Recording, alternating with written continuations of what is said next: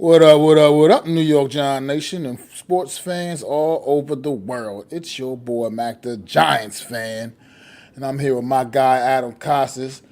Our other homie Zion will be joining us shortly, and of course, the wind beneath our wings, our angel up above, NYG Jeffy T, always looking down and shining bright on us. This is the Premium Takes Podcast. Let's go.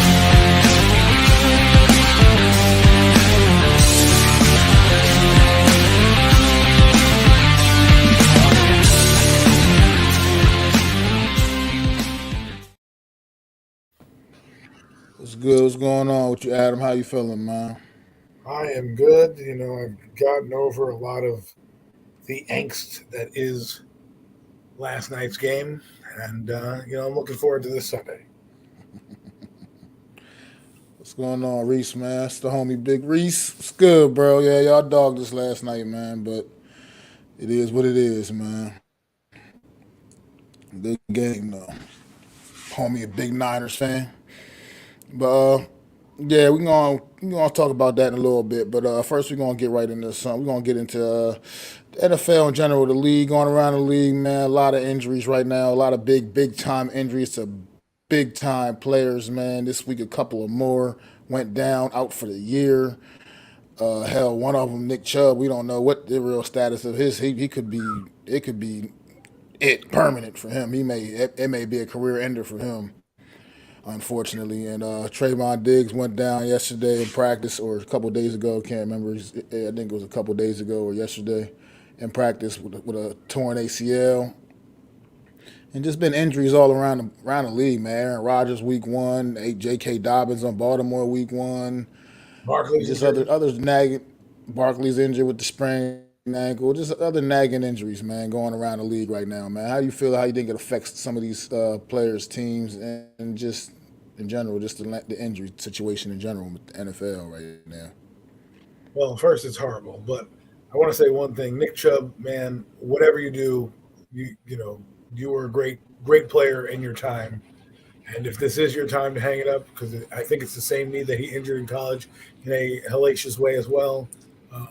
Some two knee injuries, devastating for the same knee is tough. So we wish you all the best and get well. What I will say is this: it's unfortunate for the running backs because the running backs are all injured. Cam Akers is also injured, right? You have Nick Chubb injured, Saquon Barkley. So these guys are looking for big contracts, and all of a sudden, 3 weeks into the season, they're all out or injured. And it's kind of interesting all the injuries. I think it has to do, honestly, some of it has to do with preseason. I believe, and I've always believed, your body takes a pounding, right? And now that they don't do two a days, like when you grew up, you saw Parcells, the two a days. When you played, you had the two a day practices, the one in the morning, one in the afternoon. Your body's sore, you're building calluses, your body's getting stronger because you're building up all that tolerance. And I think what happens is you play these games so intently and so intensely that you're taking cars that haven't been in a car wreck, and now saying, okay, let's do, let's do dirt car derby, right? And you're smashing them all up. So they don't have any time to build up any callus. And I think that's what you're seeing a lot of some of these soft tissue injuries. Nick Chubb that was just unfortunate. They were talking about that the other day on NFL Network. They're like, is it a dirty hit? Well, Micah Parsons has nowhere to hit, right? The strike zone is now for where you hit somebody is so small. So it's basically the waist or lower, right? Try to upend the guy. So I don't think it was a dirty hit at all. I just think it was unfortunate. As for the rest of the league injuries, we'll see how it affects teams right now. I think the Trayvon Diggs one is huge, but I think the Cowboys, if that's one injury you can overcome on defense, you can mask coverages. It takes away a lot. It might mean your defenders might have to do a little bit more, but hey, man, that's the NFL. This is why you pay your backup players. This is why it's a next man up mentality. This is why we tell you it's never perfect. Like if to hope for the perfect team, it's just not going to happen. So those are my thoughts. Sorry, I was a little long winded there. No, not at all. I mean, I agree a lot with what you said there. And Yeah, we'll take it as far as even like not even just the preseason, man. Like I said, go right back to practice, man, because this is it's the whole thing, and it's because during last night's game, part of one of the biggest issues I took away from the game, which we'll be talking about a little bit later, is the missed tackling in that game, particularly by the New York Giants. But it's a league wide thing, man. It's poor tackling all around this league, man. And a lot of it comes from just the way we practice now. The way they practice now everything is too, oh, we don't want anybody to get hurt in practice. We don't want, you can't have that mentality, man. This is football. It is a collision sport, it is a contact sport. These guys got to get after it, man. And in practice, you gotta hit and practice more, man. They don't do enough of that. All this tackling dummies and whatnot. That's not the same as tackling a human being. That's not. It's just that doesn't condition your body the same way. So when you get out, you're getting out there, and all these guys are getting down, going down. That's exactly what you just said. It's because their bodies aren't conditioned to the contact anymore. I mean, it's absolutely ridiculous to me. These guys get paid millions of dollars. They get paid the top dollars. That's what they're part of what they're getting paid for, man. That risk of what they're putting their bodies on the line to do. But at the same time, I mean, if all you're gonna do is hit on Sunday, that's not good enough. You gotta be more prepared for it than that, man. You gotta practice the way you play. What you expect is getting to the games, man, and just not enough of that anymore, man. Everything is too. Oh, you can't hit on this day. You can't wear full pads. Then you can't do this. You can't do that. You can't. Everything is you can't. That's all. Everything is you can't do this. You can't do that. Like what are you talking about? You should be able to practice any way your coach sees fit for you to practice. And if that means hitting drills and tackling drills, because Lord knows some of these teams, and yes, the New York Giants, like I said, we'll be talking about in a few, need some serious tackling drills going on because that's a problem, man, and it's a big problem, and it's a shame because these injuries, like you said, Nick Chubb, man, I'm devastated for that young man because he's one of the best premier players in this league, man, and now who knows? We may never get to see that again and see him on the field again. Honestly, that was a bad injury, man. That is devastating, and it was indeed the same knee that he tore up in college. Man, it was the exact same knee. So, like you said, two injuries like that to the same knee, man. I mean, it's going to be tough for him to come back from that, man. It really will be, unfortunately. Trayvon Diggs, what you said, another just injury in practice, freak injury, I said it was another talented devastating. young man. You said what? I said it was a devastating injury. I'm so, For that injury, I thought you asked me what I say about Trayvon Diggs. I thought you were asking a question, so I was just saying it oh was a no, devastating injury, but yeah. I think they'll be able to overcome it. Is what I said. Well, I think yeah. I think in case of Dallas right now, the way that this team is built, especially defensively, it's a big loss for the caliber of Trayvon Diggs, obviously back there in your secondary. But what they do up front, man, that defense of Michael Parsons and company, man, I'm not saying you can just plug anybody back there to replace Trayvon Diggs, but at the end of the day, they get after the quarterback up front, so that's People going like to Trayvon. help whoever has to step in. It's gonna be a big help to whoever has to step in and step up and try to fill the shoes of Trayvon Diggs. I mean that pass rush is serious in Dallas, man, and I mean just even beyond those guys, man, you got like young running backs like J.K. Dobbins. Another guy just struck with the bad luck thing when it comes to the injuries, man. This is out his second season-ending injury now. First he tore his ACL a couple years back, and then ruptured his Achilles. It's I mean some guys just don't have just had a bad luck, I guess, when it comes to this kind of thing, and that's unfortunate for a young man, also talented individual down there in Baltimore, just can't seem to get his feet wet. He just keeps getting these injuries that just keep hindering his career, man. And pretty soon, pretty much just find your way out the door after a while, man. Unfortunately, when it comes to those things, because it's just hard to just keep coming back and trying to rehab process, and it's just a pain, man. I mean, Aaron Rodgers is determined that if the Jets can somehow put something together this season now in his absence and make the playoffs, he's determined to try to return for the playoffs, and that's why he got the surgery so quickly. But that's another story for another day. We'll see if that even happens. But it's just these injuries. It's just taken away from the game that I love watching. You know, you're not a lot with this season in particular. There's so many of the top guys, man. Like right now, like you said, we got Giants, got Saquon Barkley dealing with an ankle. Hopefully that won't keep him out too long. But it's so much, man, and it's really devastating, unfortunately, for the league. Well, I think I want to touch on one thing you said about the practice, right? The practice, and this is why I think the injuries happen, is you tell a boxer to not spar with anyone, just shadow box. Just shadow box all week, and then you know what? We'll throw you in there in a real fight at the end of the week and see how you do. You're not going to have your cardio. You're not going to have the callus built up in your body. You're not going to have that muscle memory from getting hit from another person and that reflex. You're not going to have all that harnessed in, right? So when you have to build that up and you have limited time to do it, what tends to happen is that you get what you see, and that is um, terrible play and people getting their sea legs about them. And that's why the first 4 weeks is the preseason that everyone really kind of gets going because you play four full games. I am of the ilk where I think next year an advantage is to those teams that did play their stars. Look at the Ravens. The Ravens played most of their guys because they play those preseason games hard, right? They try to win them. So maybe they're onto something that we should all look at and say, hey, listen, this team comes out, they're crisp, they know what they're doing, they don't have the injury. I mean, J.K. Dobbins did, but I think that's just unfortunate luck, and that might have to do with some other thing. Maybe they need to come back to the facility. Maybe they need to be monitored by their team trainers and team doctors because you know you go out and you train with your friends and everything like that.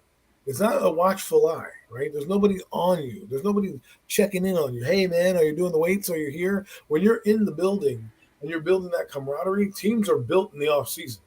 And these guys have to fly in for like a week, do a passing camp, then go back and live their lives because the voluntary mini camp is too hard for them. Well, guess what? That's why it should be voluntary. And if you decide to show up, it's on your own leisure, and it almost should be like a football education where you're like, hey, I'm learning the playbook. I'm learning where everything is. I'm building my camaraderie with my teammates. I'm going to get stronger, and then you won't have all these. I think you'd have less issues with these injuries like Achilles. You know how many Achilles have been popped in the NFL so far? I feel like it's a record. Insane. But it's just crazy to me. I can't wrap my head around it because it's like you're gonna tell these kids in high school that it's okay to go to school all day long, go out to practice, and they're hitting the whole damn time all through the summer, hitting. College kids the same way, but then you get to the NFL and all of a sudden, oh no, you can't do that, guys. You can't hit, you can't tackle each other. You got to go tackle those pads over there. No, that's not that. What is that getting you?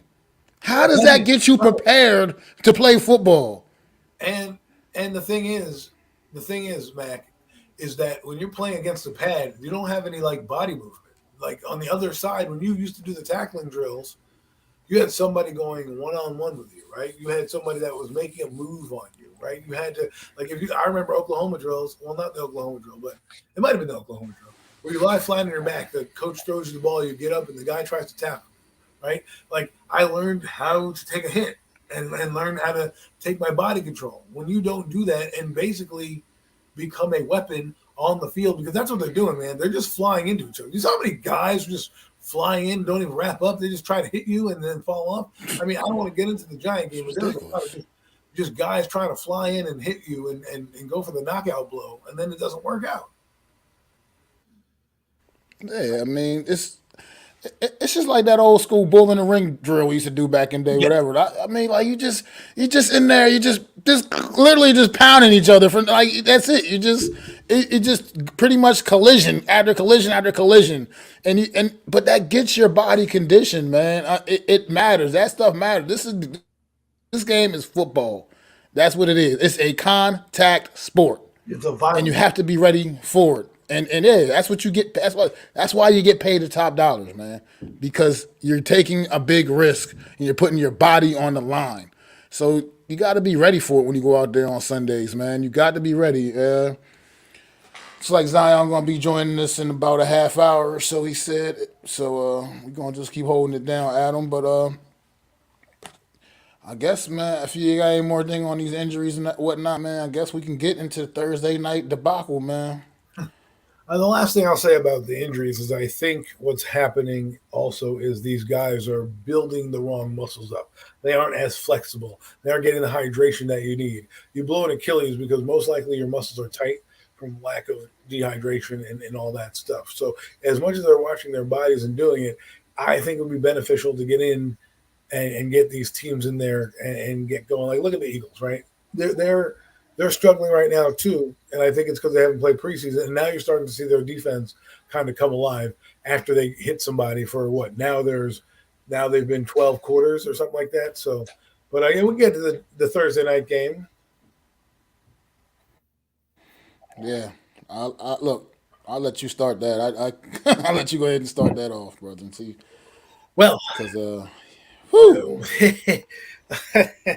I had a whole thing prepared in the morning when I was walking around my house pacing because people, you know, were kind of looking at my thought process in the wrong way. I said this team would have a hard time against 49ers, and they did.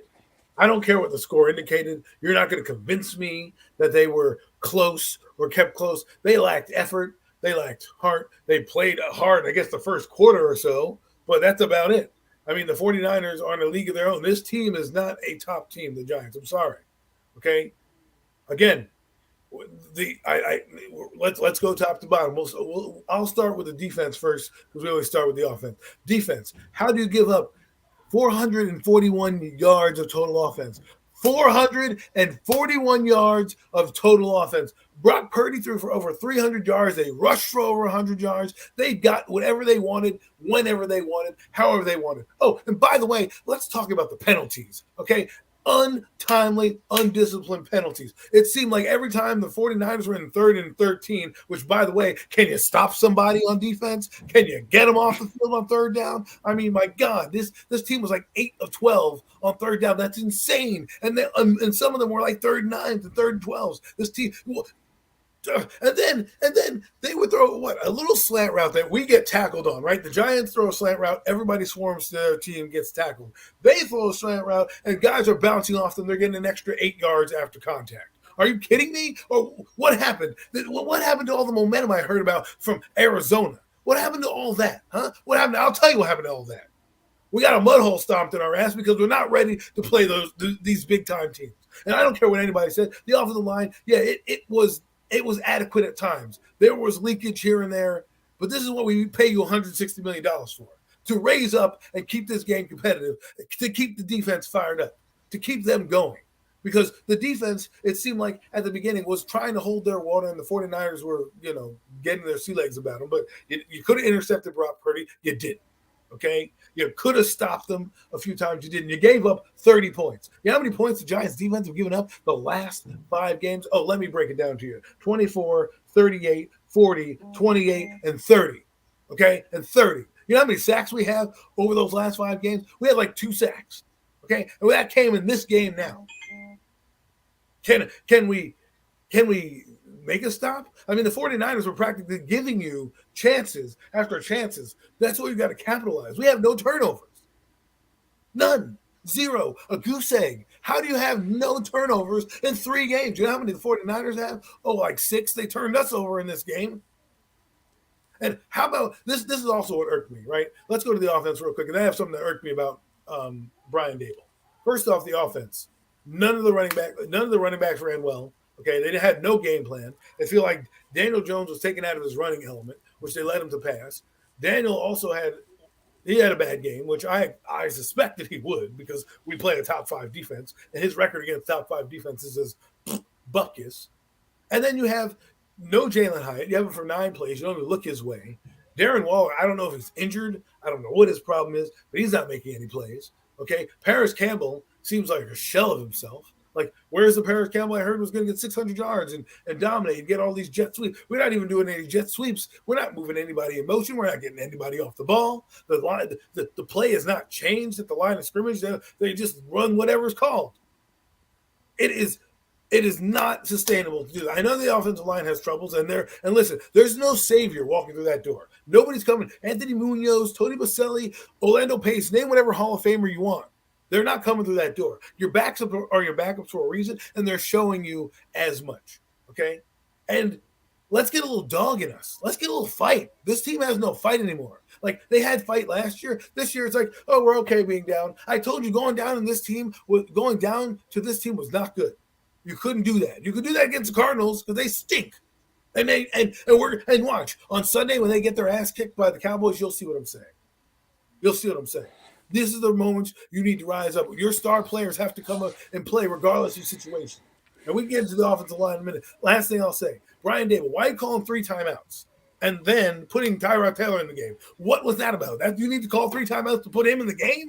Like, what was that at the end of the game? Just let the clock run out. You're losing. You're not going to do anything. So don't need to call the timeouts at the end of the game to waste them. And not only waste them, but then take your quarterback out of the game, which you didn't do in the first game, and you got backlash for it. So you're going to call 3 timeouts and not leave this guy in the game to get more continuity. But you leave him in the game in the first game. I don't understand that. I'm done, Mac. I'm done. I can't talk anymore about this game. Yeah, I mean, I'm not going to try to repeat too much of what you said because it was, I mean, I'm basically right there with you for pretty much most of it. Obviously, Coach Brian Dable coaching right now is driving me up the wall right now because some of the decisions are just downright stupid. Like you just said, Look, he was under some duress in this game. He definitely was. Most of the game, he was under fire for most of the game. But he wasn't getting lit up like he was against in the Dallas game. Obviously, he wasn't getting completely beat up like he was in the Dallas game. But he was under heavy pressure. He was just having to get the ball out very quickly. Okay, get that. But so like you said, why you take him out of this game? But in the game against Dallas, you leave him in there to just get feasted on the way he was. He got sacked 7 times in that game. Right. Like enough was enough in that game, but in this game you leave him in there. You take him out of this. This is the one you decide. Go sit you down now, Daniel. At the end of the game, like make it make sense. But also, it's just before I don't even want to get to the defense yet. Hold on. But this offense, man, this offensive line, you got to do some soul searching, coaches, man. Look, the Shane Lemieux experiment, it's over with. It's done. Forget about it. Get his ass out of the building. That guy is not serviceable as a backup offensive lineman. He's not serviceable as a starting offensive lineman. He's just not serviceable. So get him out of the building. I'm tired of that experiment. I'm tired of let's give Shane Lemieux another shot. Let's keep giving Shane Lemieux another shot. Why? Every opportunity he gets, he stinks. He stinks. I might as well be out there. Like I said, I try to always find some form of positives, and it was hard in this one. Very, very, very, very difficult. I look at this offensive line, and it's been so bad for so long. But I look at a young man like the right guard, Marcus McKeithen. I look at Joshua Zudu out there playing left tackle. Was it great? Obviously not. Better than Evan Neal. But you kind of see it. But you see a few things where it's like maybe we can work with these guys going forward. At least these guys showed you something that maybe we can get these guys developed into pretty decent, solid, good offensive linemen. Starting caliber. I mean, it's good to say Mark McKeithen's going to be the starting right guard for the rest of the season. It looks like Glowinski's not getting that spot back. You know what I mean? So he's pretty much looks like he's going to be the starting guy, and I think he kind of deserves it. He's come in, started 2 games, and he's played better than Glowinski did. And he played a lot better than Glowinski has. I mean, so why not keep this young guy out there and see what he can do and see how he can keep evolving? JMS. He didn't actually have that bad of a game at all. He actually was probably the best of the offensive linemen last night. Honestly, the rookie center. I mean, I went on my thing after further review. I did my video earlier today, and I felt like this is the offensive line. We should start maybe looking at this as you find your best 5 guys, and Andrew Thomas obviously is our best guy. JMS the center, and then I like McKeithen in the right guard spot right now. I'm feeling all right with him going forward to trying to develop this young man. But then Joshua Azudu, to me, is showing me a more competent offensive tackle than what Evan Neal has shown. So maybe, But you're not taking him off. we start working that guy over. I feel like we start working that guy to the right side, and then Evan Neal, kick him in at guard, man. If it's on the left side with Andrew Thomas, whatever. And then maybe that's your best five, and that's the best. You gotta start looking at it from that perspective right now, New York Giants, because this offensive line thing, it's not working at all. And you got to figure out something to work and figure out to get a group of guys in there that can grow together, develop together, and become something decent. Because look, Daniel Jones, like I said, is an average guy, but you can win with an average guy, but you got to have the other guys doing their damn job too. When you got an average guy back there, you got to have the other guys doing their job. That takes me to the damn playmakers last night, because there were no plays getting made by the playmakers last night. Darren Waller, I get it. The passes ain't going to always come out perfect, especially when they're coming out that quickly and he's under the kind of pressure he's under and he's just getting them out quick as hell. Sure, that one pass was high as shit. It was. But given the situation and the time at that point in the game, you got to make a play, man. You got to make a play. That was one of the big differences in this game. You got on the 49ers side, you got guys making plays for their quarterbacks. Who's making the plays over here, man? Who's stepping up and saying, you know what? I'm going to go up and grab that thing regardless. I'm going to be that, like you just said, dog. I'm going to go get that shit. Who is that guy? We don't have that guy on this team. It seems like nobody's invested enough to want to go out there and make shit happen. Sometimes you just got to make it happen. Like I said, Daniel Jones throws his fourth interception of the season. Well, 3 of these interceptions have bounced off of his goddamn receiver's hands. That's not acceptable. That's letting your guy down. You got to make plays at some point. He's not perfect. He's not great. But like I said, you can win with an average guy like that. But everybody else got to be doing their job too. This offensive line, the playmakers, everything. Coaches. This game didn't get away from us until the second half, truthfully. It didn't truly get away from us until the second half. Why are there only 11 running plays on the books? Why? Why is that? Why do we abandon the run game completely in this game and just started dropping Daniel Jones back every damn time, making this offense one-dimensional, making it easier for the 49ers to feast on us?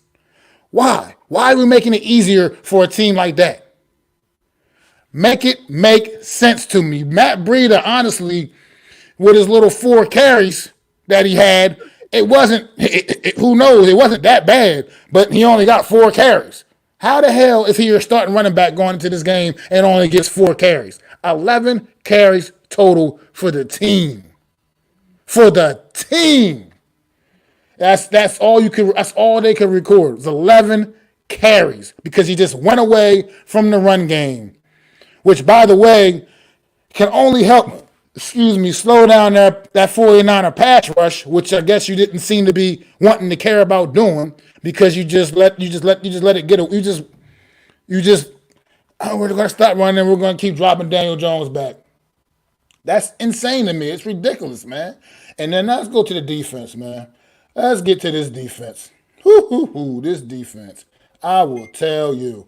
Does anybody want to tackle anybody on this defense, man? Oh, I know. One guy wanted to tackle people last night because he's one guy that did show up on defense last night. I got to give him props because I'm not going to sit here and while I'm calling this whole defense out, he's not included because he was balling last night. Young man Micah McFadden was all over the field. He was the only defensive player that showed up last night with an interest in wanting to stop some goddamn body.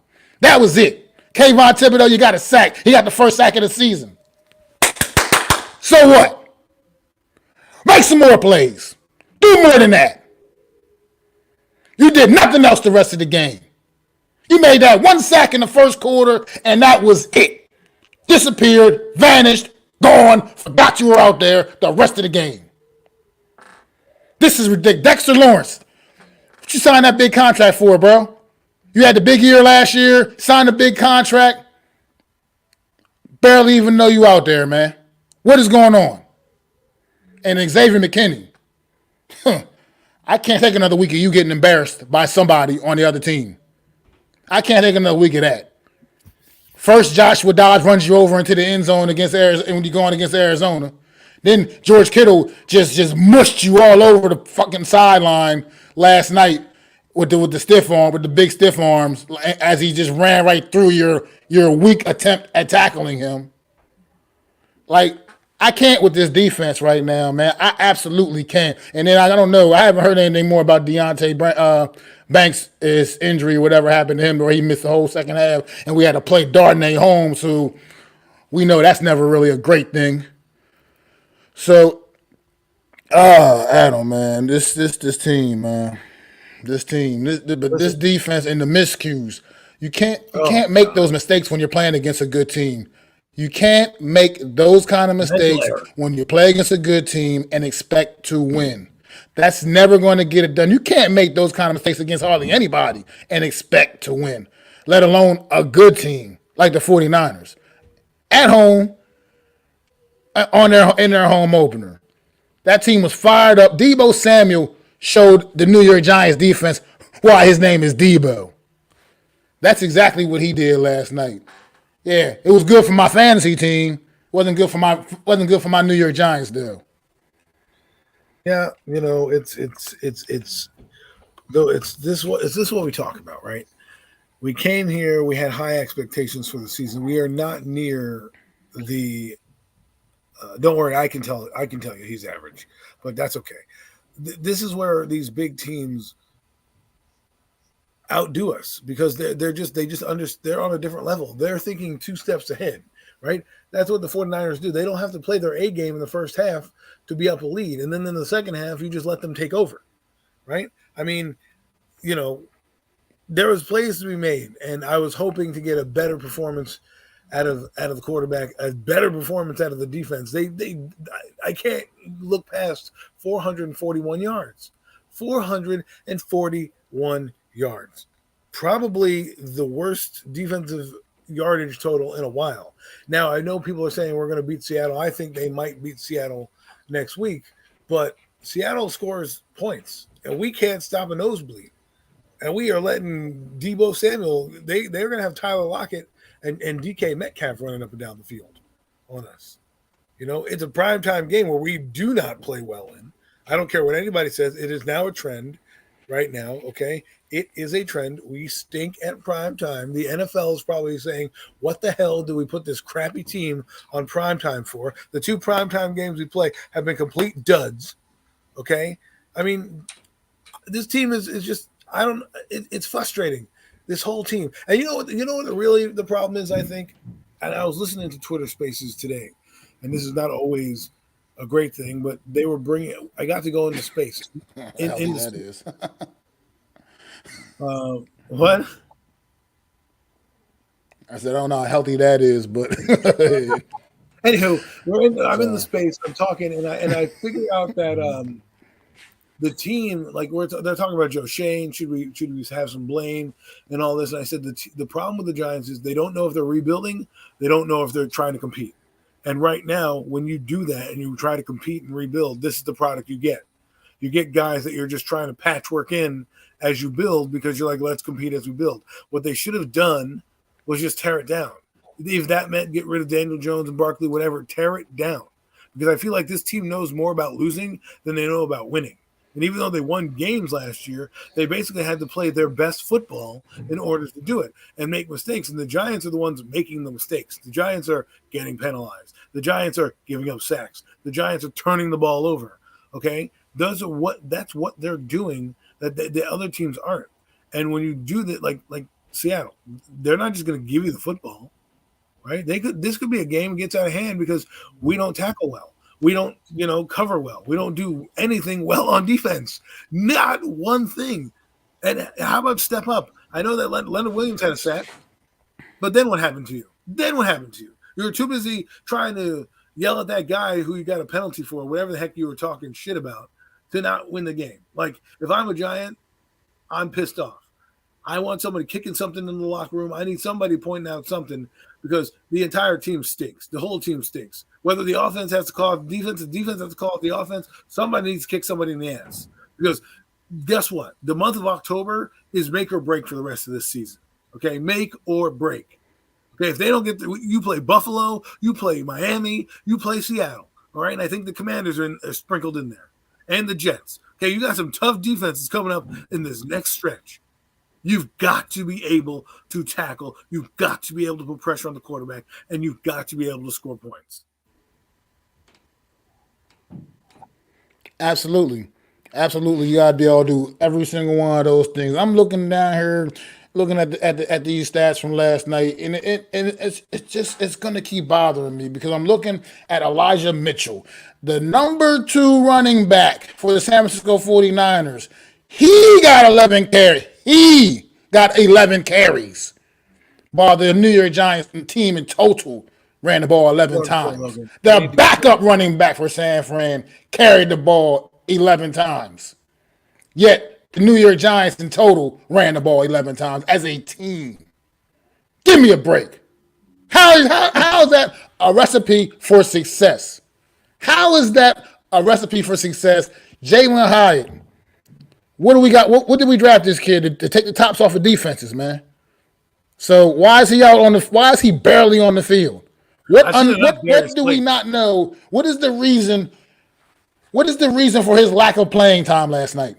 Because I can't understand it. What's the reason for it? Sterling Shepard. What are we doing with Sterling Shepard? Standing on the sideline dancing? It doesn't do anything. Darius Slayton, I'm over you, bro. I don't understand. That's another thing. I'm over you. I'm putting Jalen. That's another thing I don't understand is Sterling Shepard. I'm glad you brought that name up. Sterling Shepard. Look, we know what Sterling Shepard is at least. And he's a competent receiver when he's healthy and on the field. So why is he not on the field? He's healthy. Put him on the field. I mean, while he's healthy, before he gets hurt, running out the locker room at practice or something. Put him on the field while he's healthy and get some production out of him. Like, I mean, what is going on? Like, I don't understand the lack of playing time he's getting either. Like, I can't figure it out. Where's Daniel Bellinger? And another thing, I thought we were going to get a lot more 12 personnel, a lot of stuff like that. But I don't get it, man. I don't get it, and that's exactly what Logan's saying right here. When healthy and playing, Shepard's a number 2. I mean, he's a number 2 receiver in the league. Period. That's not just on the New York Giants in general. That's the talent level he has to be like pretty much a competent number 2 receiver. Jalen Hyatt, and I don't understand the lack of playing time. Wan'Dale Robinson. Wait, what you say? Jalen Hyatt, Wan'Dale Robinson, Isaiah Hodges. Those are the 3 guys who want on the field. Okay? And Sterling Shepard. Those 4 guys. Give me those 4 guys. I don't need to see any more Darius Slayton. Goodbye. You don't do anything. You drop passes. You can't run routes. You don't get any separation. Okay? You're not that great. You're just not. You know, Daniel, like, I don't know if it's because we stink, but we can't get into any offensive rhythm. And I knew this was going to happen. Why? Because you can't run the grinded out plays that they did last year, right? Where you're grinding out, throwing for 5 yards. People know how to defend that. You have to now show them that you can go deep downfield. And right now, they have no threat. That no one's worried about this team. I told you Saquon Barkley is the best player on this team, right? That's why when he's out there, they don't need to worry about nothing. The 49ers had nothing to worry about. They knew the Giants couldn't do anything. They knew that if they stopped Daniel Jones from running, which they did, and they contained the running game, they'd win the game. They didn't have to do much on defense. They didn't have to do much. It wasn't disguising much. They brought some pressure. They did, but it wasn't like it couldn't have been dealt with, right? Some of the Giants picked it up. There's running backs in there picking it up, but, they have Nick Bosa. They have, Javon Hargrave. These guys are relentless, so they keep coming. But it's not like they couldn't have made plays. And some of the offensive choices was bad. The worst part about this team is Jamie Gillian is the best player on the team right now. That's terrible. But I've said enough. I'm done with this game. Yeah, I mean, he had some. He did definitely have some incredible punts. We had a defense. Unfortunately, that has to be the highlight of the night. Oh, our kicker get the 57-yard field goal. Another highlight. Good way to go, Graham Gano. Thank you for that. Appreciate it. I got you on the fantasy Yeah. team as well. That's all I can take away from this game is what I got in fantasy. Is my fan is I started Brock Purdy, George Kittle, and Debo Samuel last night in one of my lineups. That's how much I thought of my New York Giants defense. And thank you, because those guys rewarded me mightily with all of them having big nights. So I'm up to a good start in fantasy this week because of those three gentlemen. So thank you very much for that, New York Giants. Get y'all life together, man, because this is just ridiculous. As grown Doesn't ass get any men, you should easier. just take more pride in what you do. Take more pride in what you do as grown ass men. And the leaders of this football team, the captains, where you guys at? Dexter Lawrence, Bobby Okereke, Darren Waller, Xavier McKinney. Some of you guys are the biggest disappointments right now. The ones that got the C's on y'all chest. Y'all are some of the biggest disappointments right now. I don't understand it.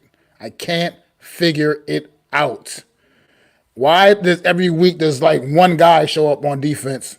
One guy decides I want to play tonight, and the rest of them just kind of just like going through the motions. Like I said, Micah McFadden, I feel bad. He went out there, he balled out. He had a hell of a game. Yeah, I mean, he had a hell of a game. But why couldn't anybody else bring that energy, man? If a couple other guys could have brought what Micah McFadden was bringing last night, I mean, things like that could change the game. And then, like you also mentioned about the potential turnovers, the potential turnovers. At what point is somebody going to step up and make a damn play? Brock Purdy threw some suspect passes in the early part of this game, man, in the first quarter of this game, especially. He was throwing some suspect passes out there, bro, putting some shit out there that we should have been, taking advantage of. But of course, not this defense. Not this defense, man. It's just disappointing as a fan. And it's disappointing as a fan. And like I was saying about the Kayvon Thibodeau comments, man, as a fan, we reserve the right to boo your ass when we feel like it if you're not doing your job. That's why we're fans. Because you get paid multi-millions of dollars and I get paid dilly shit. And I'm spending my little bit of fucking pennies to see you play. And that's the shit you give me. So we reserve the right to boo your ass when we feel like booing your ass. Do your fucking job. How about that? Do your job. Look at those eyes. I love it. I love it. Those intents in those eyes. Mac couldn't have said it any better. But I'm done with this disgusting game. I'm looking forward to having a Sunday to recoup and enjoy football as a fan of a team not playing. Yeah, speaking of Sunday, man, how are you feeling about some of these matchups Sunday? Anything jumping off the page at you, brother?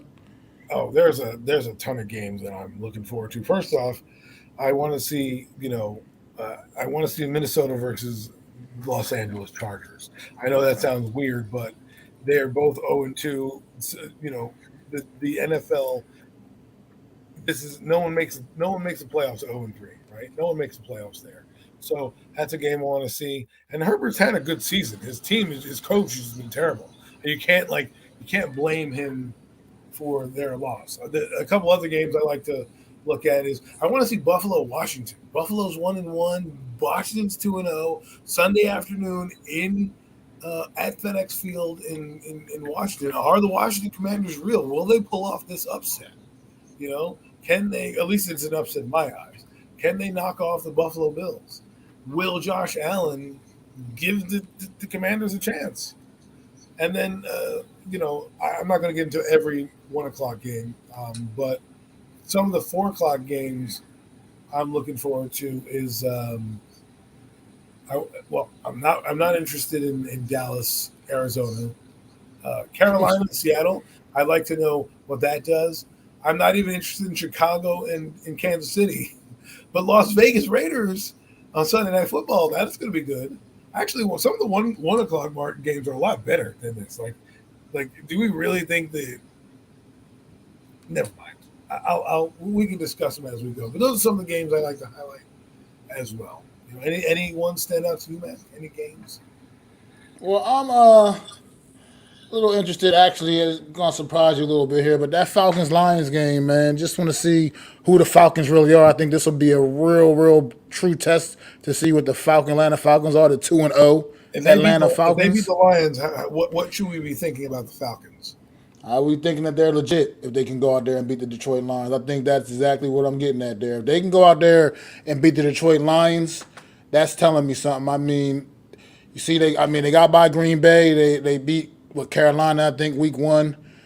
But Wow. this right here, this definitely is the biggest is their toughest test to date in this season. Will be their toughest test, and this will let me know what the Atlanta Falcons really are or are not.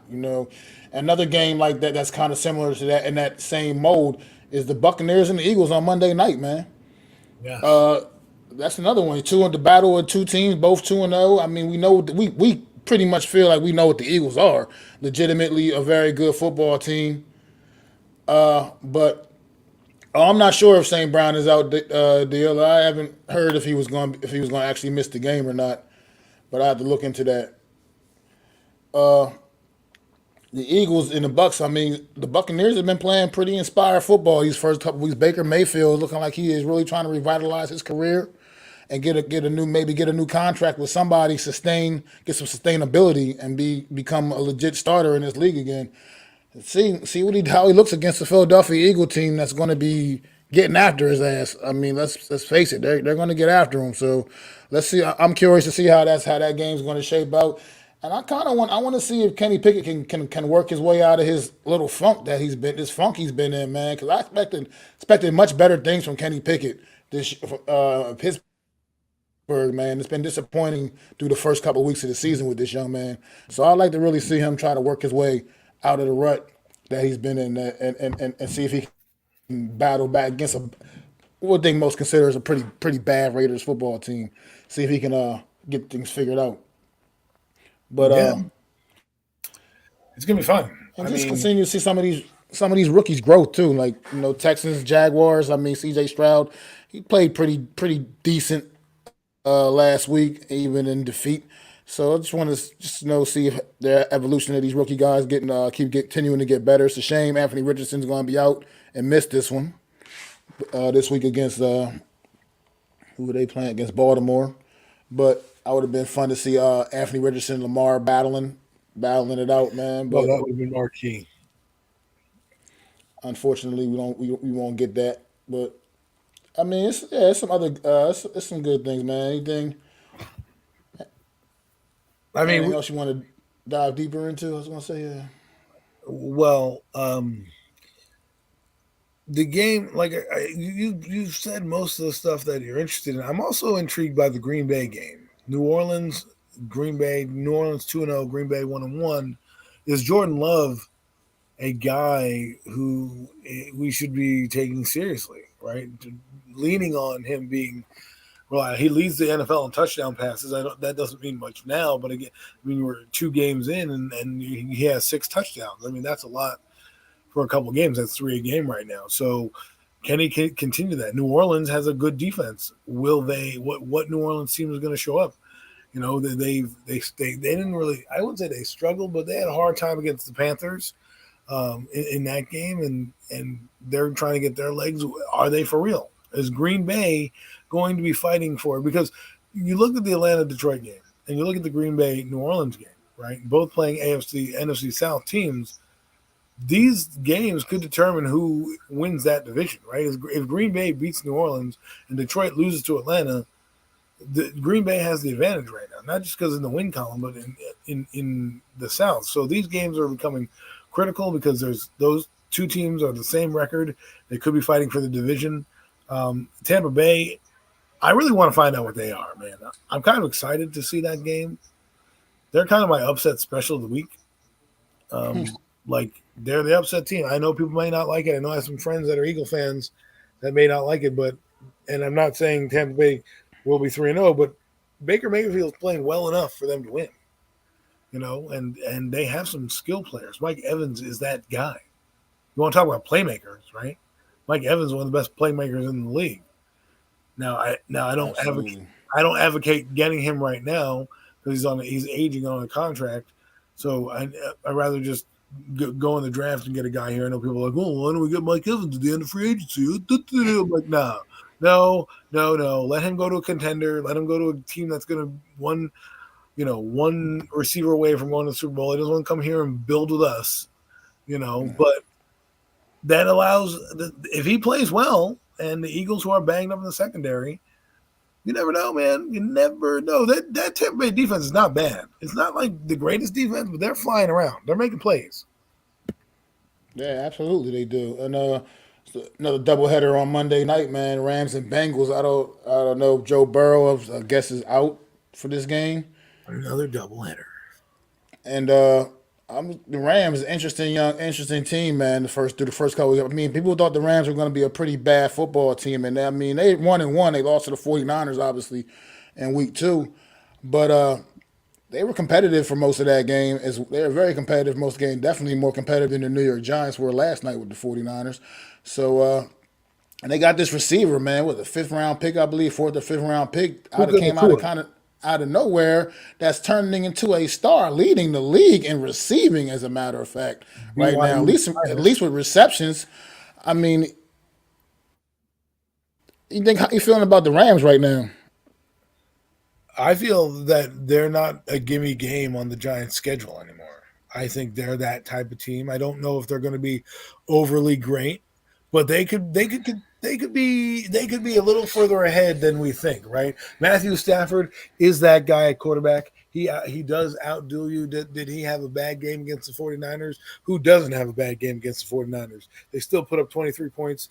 They were in that game against the 49ers till the end, basically. And I wouldn't be surprised if they go out and win their game on Sunday. On Monday. On Monday. Sorry, Monday. Pardon me. Against Cincinnati, who, by the way, this is it. If Cincinnati loses this game to the Rams, kiss good night the lights for them. There's, Joe Burrow at that point, let him on the bench or whatever. Like, let him heal his calf because it's never going to be right. You're sitting on the sideline using a massage thing. I'm worried you're going to blow your Achilles out. Like, put him on IR if you have to, for a few weeks if you lose this game, because at that point you're 0-3. What are you going to do? Like, you're not making the playoffs. The LA Rams are in a conference where they can make the playoff. I mean, the Giants made the playoffs last year, right? Well, what does it say? The Rams can't get hot and win a few games and steal one of those spots.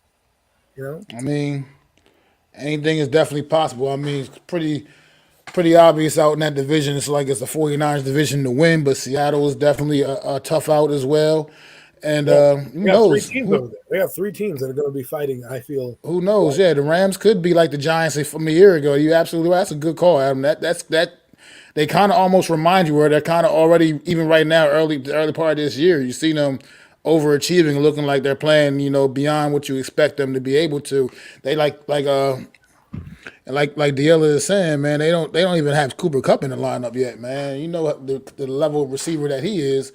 So that would just add an extra dimension to their another dimension to that offense, man. Whenever he comes back healthy, and like you say, yeah, the defense is playing good, solid football. Went up to Seattle week 1 and got that big win up. And that Seattle's not an easy place to go play, and they went up and got the job done up there. They held that offense of Seattle to 13 points, and they made Geno Smith look mortal, right? Because then Geno Smith goes up against the Detroit Lions the next week and throws for 300 yards and 37 points. They put on the board.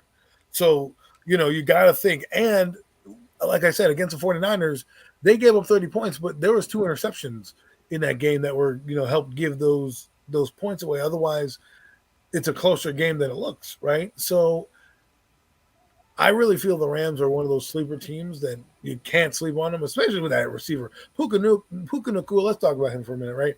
How the entire NFL missed on this guy. He came from BYU, obviously not a school that has a lot of huge talent that comes out. And here he goes, Sean McVay again. They find these gems. This is what good teams do. They find the gems that work out. Like we find 5th-round picks that end up being Shane Lemieux. They find 5th-round picks that end up being Puka Nacua.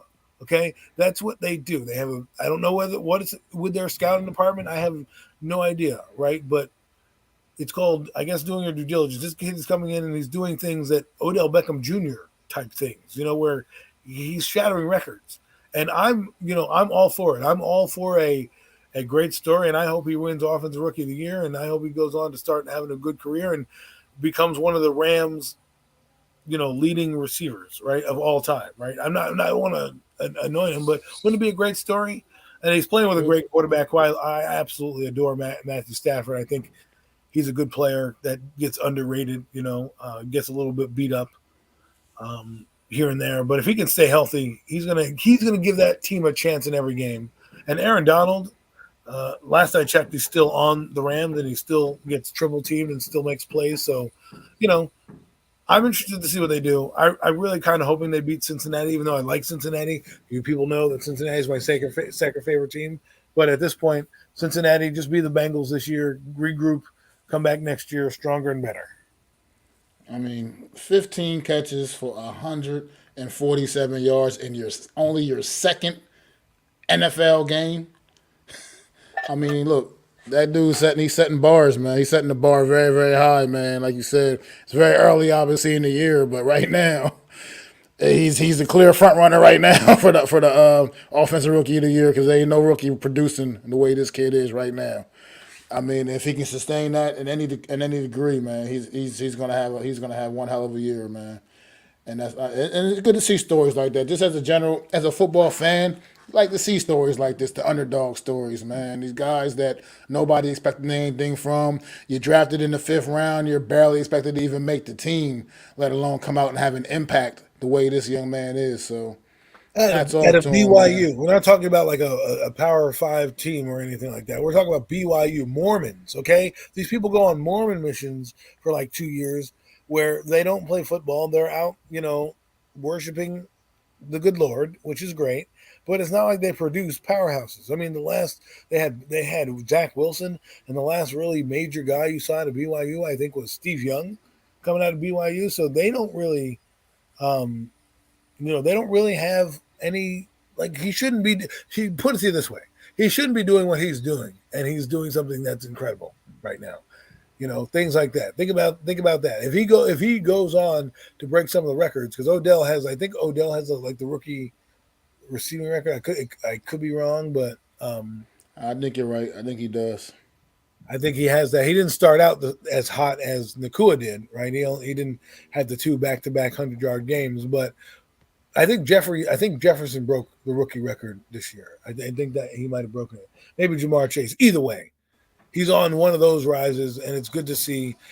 It's good to see guys in the fifth round doing well because again, the league is made up of lot more of these guys than you think. Okay, they really are because you get multiple fourth, fifth, sixth round picks because you trade them for a bag of groceries, right? So you're going to see a lot of these players. So it's a good story, and one of those things, like Max said, let's follow him throughout the NFL and see where it takes us, right? Brees Hall, he was one of those guys last year that I wanted to watch, and obviously, unfortunately, got injured. This is a guy I would love for him to play the Giants, against the Rams because I would like to see greatness go up against it. I want to see you at great strength, and I want to see the best talent. As a football fan, I'm a Giant fan, but I'm an NFL fan first, and I like to see good games, and I like to see good talent, and I like to see guys get rewarded for what they do. Right quick in the chat, just because I like to do this. Both of you guys are just dancing around the number. Odell Beckham, his rookie season, missed the first 4 games of the season. His debut was week number 5 against the Atlanta Falcons. He went out and scored a touchdown, Yes, had a couple big 42 catches, yards, and 42 yards. after that, just took off and ascended to what Yes. what he became. Oh my God, So yeah, he I missed the love first listen. 4 games of his rookie season. I used to love watching that guy. I was like, he was appointment television, bro. It was like, I don't care how bad the Giants are. We got 13 out there. Something's about to happen. And those are the type of players that the Giants get when they have down years. They never really get those type of players when they're winning Super Bowls, right? So it's about time to we need to start developing players like that, start to get a number one. I really think I thought Darren Waller was going to be a number one, but honestly, I think a number one receiver really changes your offense. It really brings another dimension to the table. Not just having a one option like Waller is, but actually having a true number one. Like, while Yeah. I like Travis Kelsey, Tyreek Hill helped out Travis Kelsey a lot as well, too, because people had to account for him more so than like Travis Kelsey. Travis Kelsey, you can bracket. He's a phenomenal athlete, right? But George Kittle, if he doesn't have Debo Samuel there, he's not doing George Kittle things, right? He gets to do that because Debo Samuel is that dude. He's that guy.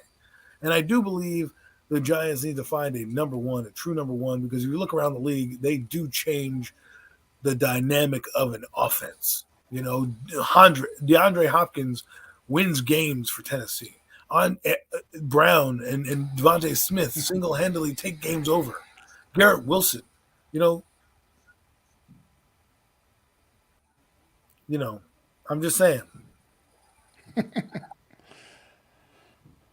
don't know about that. I don't. I'm not down with the tanking, man. But at the end of the day, I mean, Marvin Harrison Jr. could potentially be the kind of Listen, receiver you want them? that Go we're trade up and talking get 'em. about. If we're 2-7, we're having a fire sale. But We're getting rid of guys like Leonard Williams. We're getting rid of guys on their Dory Jackson. Like, if I'm the Giants, I'm calling up the Cowboys. I'm like, well, how much do you want for a Dory Jackson? What are you willing to give us? You know, I'm not worried about not Devontae the Smith not being a Cowboys. Giant. Not I trading can them live within with the that. division. I can live with that. I can't live with Micah Parsons, who was there for the taking, and we traded out. Hey, well, yeah, because Devontae Smith, man, the Eagles just outsmarted us and got jumped in front of us and got him. So it wasn't nothing we could do about that. We didn't even we didn't really have a chance. We didn't have a legitimate chance at him because the Eagles jumped in front of us. Micah Parsons was sitting right there with the New York Giants on the board, and we traded the pick away, trade back to pick number 20. And yeah, the rest is Cowboys grab Micah Parsons. We get Kadarius Toney. Kadarius Toney now plays for the Kansas City Chiefs. Just Do you ended want to with pick that. some of these games? You want to go down the list and see Yeah, who? we can go ahead. We can just run them down real quick. I mean, like we normally do before we get ready to close out. Let me get the a piece of paper, or in this case, the Microsoft Word out. And no, I don't want my damn document. You know what's happening? Just so we can have. Oh my god! You know, you put your computer. They never just let you do what you need to do, right? They always got to give you questions on top of questions. So let me just get a notepad out. Here we go. And I'm just going to put our names down. If Zion happens to get here by the time we do this, we can also put his on here. And then let me do AC. Okay, so, and I just want to make sure. Let me spread this out here. Sorry, folks. Live television, this is what you do. So, the first Okay, from the game top. on the Okay. docket is Indianapolis, Baltimore. Who do you have? Indianapolis 1-1. Not sure if Anthony Richardson's playing. Might be Garner He's not. He's Minshew. already been ruled out. He's already been ruled out. Okay, so Garner Minshew is the guy there. Do you think he can overcome the Baltimore Ravens, who are 2-0? No, So you're picking the I do Ravens. not. I'm picking Baltimore. And I will pick the Ravens as well. I'll just put Ravens here.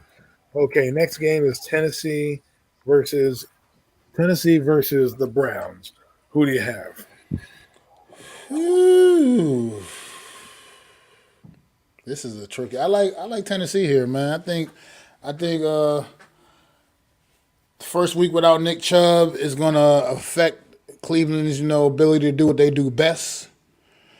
And I think Tennessee takes advantage of it. Ryan Tannehill coming off a big week, and I know how good Myles Garrett and this Cleveland Brown defense can be, but I think Tannehill savvy enough vet to figure out a way to take advantage of some things. Derrick Henry has a big game, and I think that Tennessee wins this one, brother. All right, Tennessee. So I'll put you down for Tennessee. I as well am going to pick Tennessee, not necessarily for the same reasons you did, but for the fact that what the Browns are going through this week as well. You know, with Nick Chubb being out, trying to acclimate. a new running back. I just think Deshaun Watson is struggling. I just think this is a game right here that Tennessee is going to bounce back and play well. So I also have Tennessee Titans. Let me just write that down. Yeah, now like also like you just said, like the other just said up here in the chat, the Watson is just not looking like the same guy, which just proves that point, man. All that time off is not healthy. You just can't have that Well, much time off, man, in your career. I he feel looks like, like he doesn't care anymore. That's what it looks like, to be honest. Like he doesn't give I a shit. mean, But he got paid all that money. He doesn't need to do anything anymore, right? I mean, has he elevated the Browns the way he used to elevate Houston? I don't see it, and they don't. It's not like they have a booty ass team over there. They have some decent talent. Anyways, moving right along. The next game: Atlanta Falcons against the Detroit Lions in Detroit, Ford Field here. Got Desmond Ritter, who came off a solid game last week. You have the Lions, who lost in overtime against Seattle. Who are you picking here and why? I'm picking Detroit, man. I think Detroit's coming off of a tough loss a week ago in overtime to Seattle, man. And I think they're gonna get back to business as usual, man. I think this Falcons team has shown some promising signs the first couple of weeks, but I don't think they have quite enough to handle with Detroit's offensive firepower, man. I think they're not going to be able to keep up with the way Detroit can put points on the board. And even if Amon Ross St. Brown doesn't play, I think Detroit still has other weapons that can just keep this thing going. And Detroit's defense is looking pretty sneaky good, even though they gave up a lot of points when we go to Seattle. But something about those two teams playing each other anyway, where it's just always a marathon, apparently. So I think Well, Detroit wins this one. here's where I'm going to be a little fun with it. I haven't picked this team all year, and so probably picking them means they're going to lose. But I'm going to pick the Atlanta Falcons with B. John Robinson and Desmond Ritter, and they do the upset at Ford Field, and they tell us to put some respect on that name as the Falcons upset the Lions. The Falcons go 3-0, man. That's going to open some eyes. That's for sure. Listen, I mean, we can't laugh at them, man. It's crazy to think the Atlanta Falcons, this season, who didn't play much in the preseason, right? We were like, oh, they didn't play the preseason, they're gonna stink, and here they are. They draft the best running back in the draft, and they're now 2-0 because of his efforts and their quarterback playing competently. So where were we? I picked the Falcons. You picked the Lions. Next game up is New Orleans, Green Bay. Who are you picking here? Any particular team? Damn, this is another one of those. Another one of that wasn't easy to call. This one, man. Two teams that to me are both kind of playing the same level of football, man. Well, New I Orleans go is with Green 2-0. Bay here, man. I get it, but it's not the prettiest 2-0 in the world, and I'll go with Green Bay here, man. I think at home in Green Bay, New Orleans not quite the same team when they're outdoors, and I don't. It's just no real other rhyme reason. Jordan Love playing. I mean, I don't think he's playing as great as people were making it seem, but he's playing solid. He's not making the huge mistakes, obviously. But I'll go with Green Bay here. I'm going to go with New Orleans because their defense is underrated, and I think people are going to find out how good they are this week. I think I saw a stat today that they hold opponents on the road to 18 points when they're on the road in someone else's building. So that's kind of interesting. And they have some offensive weapons out there. Chris Olave and Derek Carr seem to be hitting their stride. So I think we'll see how good they are against this Green Bay, who has struggled at times. But you are correct. Saints defense is probably one of the most underrated units in the league. Honestly, that's a very good unit. Oh, that very good defense they have down in New Orleans, and I think that's what's going to get them the division title when it's all said and done. But So here's a game that's intriguing, but not intriguing. It's Houston Texans against the Jacksonville Jaguars. Why do I say it's intriguing? Well, it's intriguing because the storyline of CJ Stroud, obviously, and then you have Jacksonville with Trevor Lawrence, the up and coming quarterback here. I think this game's going to be fun to watch. I think we're going to see a lot of maturity on both sides, but I think the Jacksonville Jaguars, for me, are going to win this game just because I think they have the better team. Last week they hit a buzzsaw. I don't think they were quite ready for the game that they played. I forget who they played last week. Let me go check that. Week 2. Can I go backwards?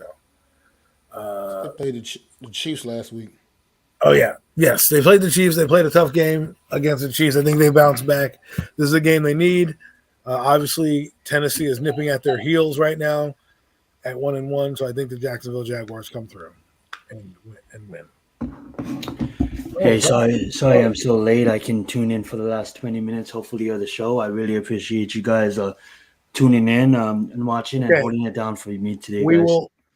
I'm putting down Jacksonville. Mac, you make your pick on this game, and then we'll go back and re-get the games and get your team there, your teams. I like Jacksonville just for pretty much like you said. I think the talent is. This is one of those games where the talent just going to be a little too much for the Houston Texans to handle. But I do like what I'm seeing.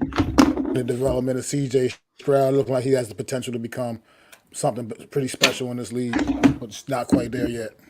Okay, Zion, we will go from the top. Welcome to the show. Hope everything's going well with you. Absolutely. Okay, so as Mac eloquently put it, Anthony Richardson will not be playing against Indianapolis, which would have been a great game to see Anthony Richardson versus Lamar Jackson. But it's Indianapolis versus Baltimore. Who are you taking in this game and why? So Minshew's going to be starting. I don't think that he has the firepower to get it done against this Baltimore defense.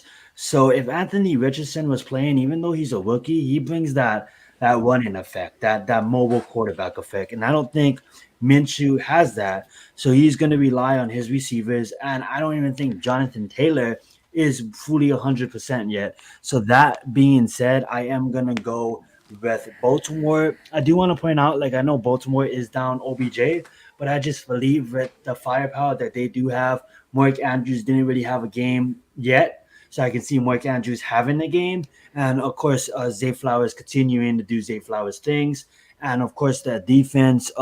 You gotta love it. I know they did lose their running back for the season, but they always operated as a running back by committee, so I believe they get the jump early on the Colts, and then they ride it out with the running game. Okay, next game on the docket is Tennessee-Cleveland. Perfect. Mac and I have both picked. I think we both picked Tennessee. I'm going to actually go with Cleveland here, guys. I believe this is a get-right game for Deshaun. A lot of people have been dissing him. He's been looking like half of himself, half of what we've seen him on the Texans. I think this roster, Cleveland, got embarrassed. Everybody was talking about their defense, and then the Steelers' defense showed up. Always does in a division game, but I have the Cleveland Browns as still a top-notch defense, and Tennessee looks kind of sloppy to me. Okay, the next game on the docket is Atlanta-Detroit. I picked Atlanta. Mac, I think he picked Detroit. I'm going to ride with Atlanta. Atlanta's riding a hot hand right now, and their offense is going to be hard for Detroit to stop, but I wouldn't be surprised if Detroit was to pull off the victory at home, but I'm going to ride with Atlanta. ATL going with Zion. New Orleans, Green Bay. I have New Orleans. Mac has Green Bay. Who are you taking?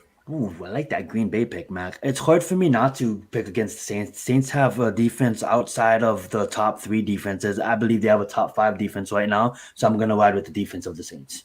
The Saints it is. Me and Zion on the same page there. Mm-hmm. We just got to Jacksonville, Houston. Who's your team? I think the Princess Promised stumbles here. I had him winning last week. The team wasn't ready for the Chiefs, and I have D'Amico Ryan going out there and giving them a hard, tough game, and D'Amico Ryan getting his first win of the season against. Wow! Upset special of the week. Upset special of the week. Absolutely. That'll be a big one. That's why they call this show Premium Takes, because that's a premium take. I gotta get a sound effect board, guys. Okay, so now that brings us all back to Denver and Miami. Mac, Who do you have in this one? Seriously? Yes. I don't think I had to give any reasons why. I can't just assume you're going to pick Miami. You know what I mean? He's like, who do you think? Okay, oh sorry, forgot I was reading Denver, Miami. Hey, Dilla, let's get it. What's up, Logan? Let's get it. Zion, Denver, Miami. Like, This is a hard one. I'm going Miami all day, every day. I'm sorry, Miami. I love you, Sean Payton, but I don't think they can compete right now in Miami. Oh well, so you pick Miami. I am going to pick Sean Payton. No, I'm not. I'm going to pick the Mike McDaniels and the Dolphins. Did you see how fast Mike McDaniels ran going into a halftime locker room? yes, I was thinking, like, what the hell?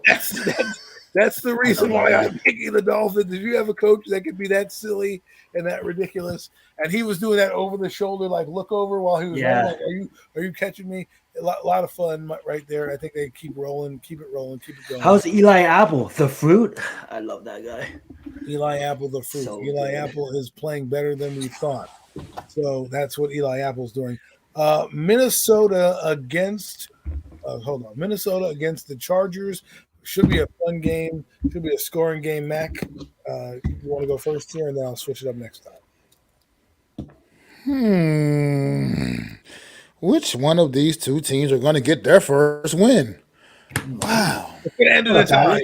Let's go. What's up, Alex? Thank you for being here. Oh man, this will be an offensive explosion. What's going on, Alex?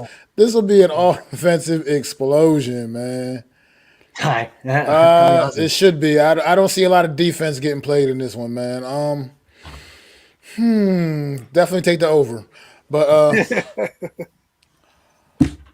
I like the Chargers here. I just think they're a little better. I think their defense is a little better than the Minnesota's defense, and I think that's going to be the difference in this game. I think they're going to be able to get a couple extra stops that the Vikes won't get. LA Superchargers. So who are you taking there, Zion? I'm gonna agree with Mac. They got absolutely embarrassed week 1. They got finessed week 2. I don't know why. How does the Chargers lose against the Titans? I don't know. They just do. Okay. That being said, though, I have the Chargers taking the first victory here against the Minnesota Vikings, and Mac said it perfectly. I don't believe in Minnesota's defense. Minnesota's defense. Well, that leaves I don't me. believe in the Chargers defense either. I just think it's a little better. Yeah, true. That's true. With my guy who's played well in the first 2 games of the year, and that's Justin Herbert. Justin Herbert has thrown no interceptions. I think that continues on. Unfortunately, the reason why they lost a few of their games is because their coach stinks. He's not a very good coach. And, as much as I want the Chargers to win, part of me wants them to lose, so his ass gets fired. But if we're picking them straight up, I'm picking the LA Chargers. So that leaves one of the games that could be interesting. New England, Bill Belichick, New England Patriots facing an 0-3 start against the New York Jets. Zion, I'll start with you. Yes. Let me just put this down real fast and turn on my mic. Robert Saleh, you have a defense and you have an offense. Besides that offensive line that is ready to compete for the championship this year, I don't know what you're doing, but you need to get your ass out there and you need to call some quarterbacks. Now, I'm not saying go bring in a veteran because Aaron Rodgers is going to be back in a year, but bring in someone that can manage this offense and get you guys to the playoffs. I'm not trying to be mean, but Zach Wilson is not the guy. But that being said, the Jets is not going to win this game. They probably won't win any game with Zach Wilson at the helm. I'm sorry. It just is what it is. Well, they technically did win the game with Zach Wilson at the helm. They beat Buffalo. That is true. You will, but Josh Allen let them beat them. Whatever. It's good, Benjamin. Mac, who are you taking? I'm taking the Patriots as well because of the Zach Wilson factor. Also, the dude just ain't it. He is not him. That's who is not him. Zach Wilson is not him. I don't know if you guys listened to the before the game last night on the Amazon, the broadcast. They actually were talking about the Jets quarterback situation, and they said it the best. It's just irresponsible to not try to find an upgrade. Somebody, I mean, they're even throwing out names like Jameis Winston. That tells you what people think about Zach Wilson when they're throwing out names like Jameis Winston. You know what I mean? Carson Wentz, his name even came up at one point. Imagine.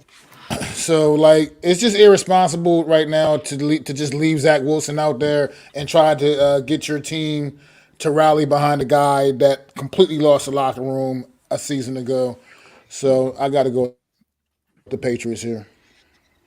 I want to show some love for the Jets, but after what you said, I was leaning Jets, and now I'm going to go Patriots just because Bill Belichick is on the hot seat. He's yet to get a win this season too, Adam. If he gets a um, if he gets a win, I think he can live to see another day. The Patriots defense is not terrible. Mac Jones is playing pretty good this season. He's had two pretty good games to start the year against Philadelphia. He played pretty well, and last week against Buffalo, he played pretty well. So I think that continues on with the Jets.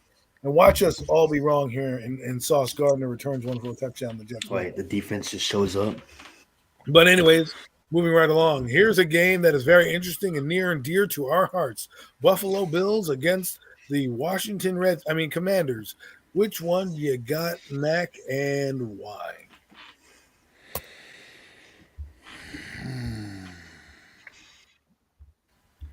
I got Buffalo here, man. It's going to be messy. Weather's going to be disgusting probably down there, and it's going to be a grinded out type of game. But I just think Buffalo is just they're just better. I think ultimately the talent is going to overwhelm Washington a little too much in this one, and I like the Buffalo Bills here. The Buffalo Bunny circles the wagons like the Buffalo Bills. Okay, Zion. As much as I love Buffalo this season, I just think this defense frustrates Josh Allen. I think we get more of the second year Josh Allen that we've seen in game 1 and game 2. We've seen that against the Jets. So game 1, I see that Josh Allen. I do have him on Emmanuel Forbes. You know, I've been watching him. I've been not studying Washington Commanders, but being that they're in the division, I've been watching them. And Emmanuel Forbes is looking pretty good as a rookie. Obviously, he is a rookie, but he's playing better than our rookies. That being said, I'm not trying to diss the Giants rookies, but I just something has a gut feeling that Washington goes out there at home and handles business against Buffalo. A hard-fought battle, win by 3. Wow. Walk-off field goal. Commanders going 3-0, hurting the Giants' chances as they go. Okay, I'm going to go with the Commanders just because I wanted to be weird and do something weird. I'm sorry. I took your magic. Zion beat me to the punch with the Washington team. Of course, great minds think alike, as they say. So I'm going to go with one of my other upset specials of the week, and that is the Washington Commanders beating the turnover-prone Buffalo Bills. Love it. Okay. Sorry. Just writing this down real quick. Give me a second, people. Sorry, live TV. This is how you do things. Carolina, Seattle. Mac, Carolina and Seattle. Who do you have?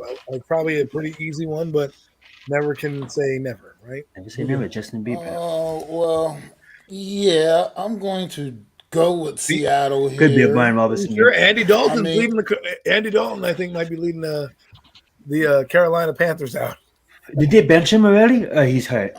He just hurt. I mean, he's lining up behind offensive guards, so yeah. But Seattle. I don't see Carolina going out to Seattle and getting the job done, and I don't think there needs to be any real much explanation here. I just think Seattle is significantly better, especially at home, where it's, like I said, one of the toughest places to go play for anybody, let alone a team like the Carolina Panthers. So I think their Carolina Panthers continue to skid, and the Seattle Seahawks put another W on the board. Zion? I agree. I think the Seahawks overlooked the Rams week 1, and they got their asses kicked. And the Rams, this Puka kid and Matthew Stafford, and they still have Aaron Donald, and they still have Sean McVay. They look pretty good. But I think the Seahawks kind of overlooked the Rams and got demolished week 1. I think the Seahawks is a really good team. They showed it against the Lions, and there's no chance. I'm sorry, but if the Giants have a better chance of beating the Chiefs.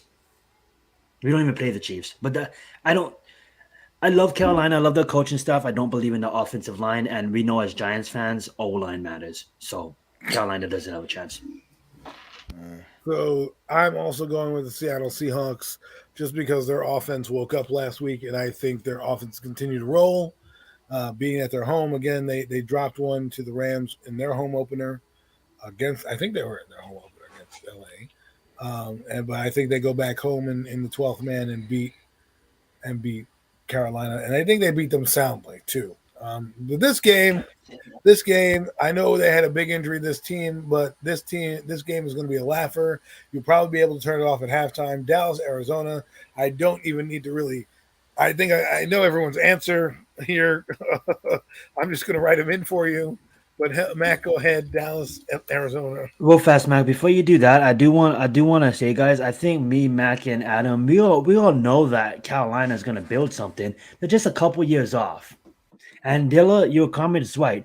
He doesn't have anybody right now. Young will probably be something in this league, but it's going to take some time. Go right ahead, Mac. I apologize. The Cowboys traveling out to the desert.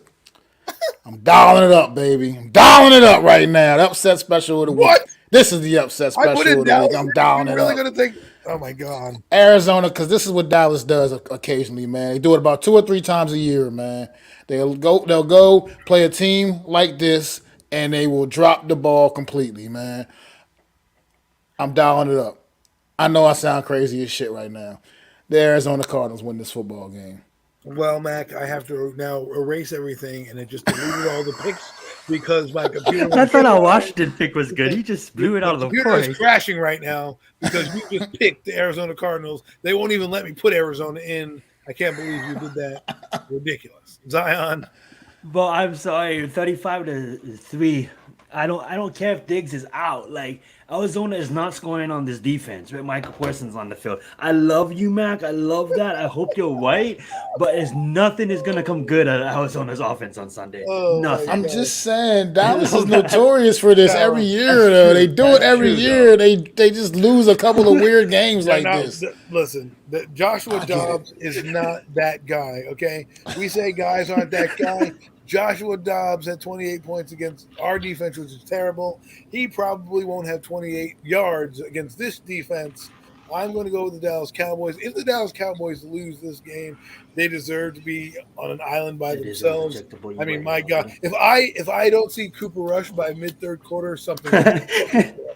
Okay. I want to see Michael Parsons on at the half eating sunflower seeds. Michael Parsons is going to have. If I were a betting man, I'd say 3+ sacks in this game. Yeah. Anywho, here we go to another game, which we all know the outcome to, unless you're Mac and you decide to go crazy on this game. Kansas City versus Chicago versus Kansas City. I'm going to write in the team this time, and I know Mac is not going to change it on me this time. Mac, what is your pick between those two? This time, I do believe the Kansas City Chiefs will absolutely explode all over the Chicago Bears. I don't think the Bears have a chance in this one. I think you're talking about Michael Parsons may have 3 sacks for that Bears offensive line, and the way Justin Fields, honestly, as bad as their O-line is in Chicago, Justin Fields doesn't do it any favors. He steps into a lot of those sacks. He causes them a lot of them himself, things he could prevent. And I think this could be a really long afternoon for the Chicago Bears, man. And I think Kansas City Chiefs, they just don't have the offensive firepower to keep up with this Kansas City Chiefs football team. This won't even be competitive. Won't even be competitive. KC. So I wrote it in for you already. I'm just going to say mine. KC. No explanation needed outside the fact that Chicago is booty cheeks. And then Zion. Who are you picking? The only thing I would say is if it's football, anything can happen. If Kelsey gets hurt, don't want to hit on injuries. If Tremaine Edmonds shows up, I believe if Tremaine Edmonds shows up, the whole defense shows up because he's the captain of the defense, and it's a lot more closer game in the end. But then again, it's KC. I don't see Chicago beating KC with Justin Fields at the helm. I do want to take some time to say, like, I might have been wrong. I was hyping up Justin Fields. I said, give this guy a team, and it is looking like this guy's causing, the Max said it perfectly. I'm not going to repeat it, but a lot of the things that we've seen from earlier on doesn't look the same. So we'll watch him over the season. We'll see how he does. But that being said, KC all day. KC all day. Long-winded answer to get to KC. Now, Here comes some primetime games. Pittsburgh and the Raiders. Who do you got, Zion, in the Pittsburgh versus the Raiders? I don't even think if I don't even think if I can't even. I'm not even gonna. I can't even remember his name. He's so bad. But McDaniels, that's his fucking name. If McDaniels coached Georgia, they wouldn't even win a game. Okay, I do not like this guy as a coach. I just don't like him. I don't know what it is about him. But the Raiders are not gonna win. They're not gonna win anything as long as he's there. Okay, yeah, they upset the Broncos, rip-de-doo. The Broncos are supposed to win that game. They're gonna get smashed on Sunday Night Football. I might take the Steelers with points. I might take the Steelers. I might give Raiders 10 points. Literally. I might buy points. Well, right now, Las Vegas is giving them 2.5. Exactly. I'm gonna give them more. I'm gonna buy points here because I think the Steelers are probably gonna win by 2 touchdowns. So you're saying you're picking the Raiders then? Oh, no way, I'm picking the Steelers. I know. Most expensive tickets in the NFL for what? For the greatest show on non-turf. No, I'm just kidding. Nosebleeds, Giants versus Raiders, $400. You can miss me with that. $400. I like the Steelers here.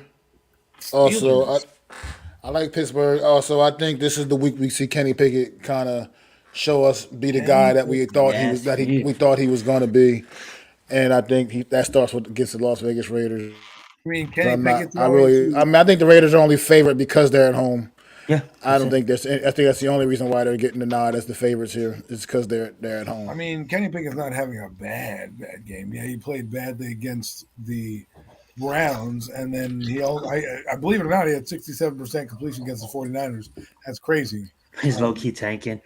But I don't even think they're trying to tank on purpose. I think they just suck. I'm going to go with Steelers in this game, just because I like Kenny Pickett. I think they're going to. They just beat the Browns last week with that has a better defense than this. I think you're going to see George Pickens, who, if I'm not mistaken, I did say was better choice than Wandale Robinson. But hey, you know what? We're not going to go revisit history here. So I'm picking the Steelers. Okay, next game. Fast sleeper. Washington's going to get a touchdown. Nice. Put that on your fantasy team. Put that in your fantasy note. I'm not putting that on the paperwork here, but don't need to waste your time putting that on paper. Let's get it. Go ahead. Philadelphia versus Tampa Bay, the first of 2 Monday night games. Who do you have here, Mac, and why? I got Philadelphia, man. Eagles, Mac, the secret Eagle fan. I think the battle of the 2-0 teams here, but I think the cream always seems to rise to the top, man, and that's what's going to happen here. Baker Mayfield has been off to a hot start, and I think this could be a very competitive game, more competitive than people would have thought maybe a few weeks ago before the season got underway. But I do believe the Eagles will find a way to win the way they have been the first couple weeks of this season, because that's just what good football teams do. They find a way to still get it done, and I believe that's what the Eagles are going to do on Monday night against the Buccaneers down in Tampa. That's what the Eagles are going to do. Zion, who are you picking and why? So I have the Eagles winning, but I have it a little bit different. This is a we're back kind of game. They're gonna shut down Baker Mayfield and the offense, and the Eagles are just gonna go in here and run all over the Buccaneers. The Buccaneers is a 2-0 team. The Eagles is a 2-0 team. The Eagles has been playing shells of themselves. They haven't been playing good football, and they've been winning games. Monday night, they're going to come up. They're going to show you why they're going to be there at the very end, competing against the Dallases, competing against the 49ers of the world. It's a get-right game for the Eagles. I have it going into the half, the Eagles up by 2 touchdowns and probably winning by 3. I just have a feeling that the Eagles are going to smash. And I am going to put this comment up because I think it appeals here more than the Arizona-Dallas game. NFL is too unpredictable. Someone's going to lose that is supposed to win. And that is my upset special of the week. Tampa Bay Buccaneers is the pick that I'm going with. I think they're just going to – I think those receivers, it's going to be a shootout. And I think people are overlooking how good Tampa Bay's defense is.